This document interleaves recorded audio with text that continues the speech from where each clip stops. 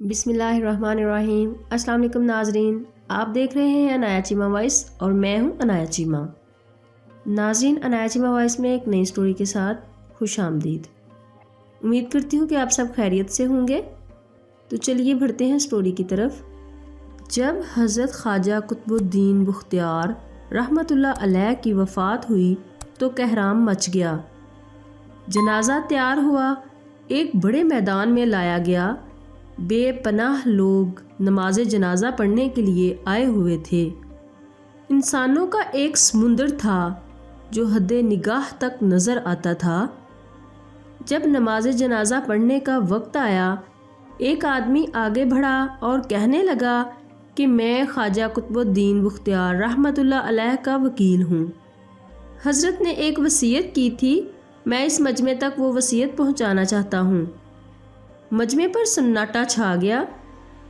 وکیل نے پکار کر کہا، حضرت خواجہ قطب الدین بختیار رحمۃ اللہ علیہ نے یہ وصیت کی کہ میرا جنازہ وہ شخص پڑھائے جس کے اندر 4 خوبیاں ہوں۔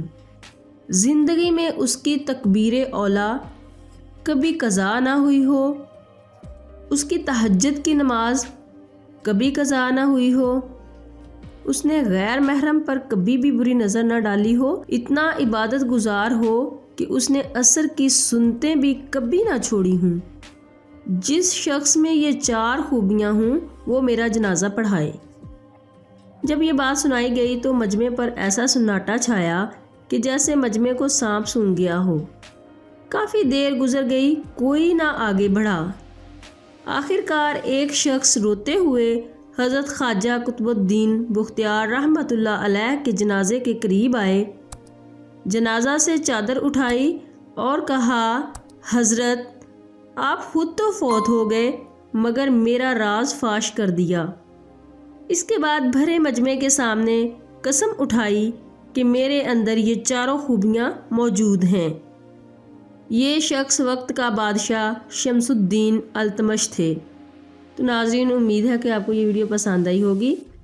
اسے لائک اور شیئر ضرور کیجیے گا۔ میرے چینل کو سبسکرائب کرنا مت بھولیں، ساتھ لگے بیل کے بٹن کو پریس کر لیں۔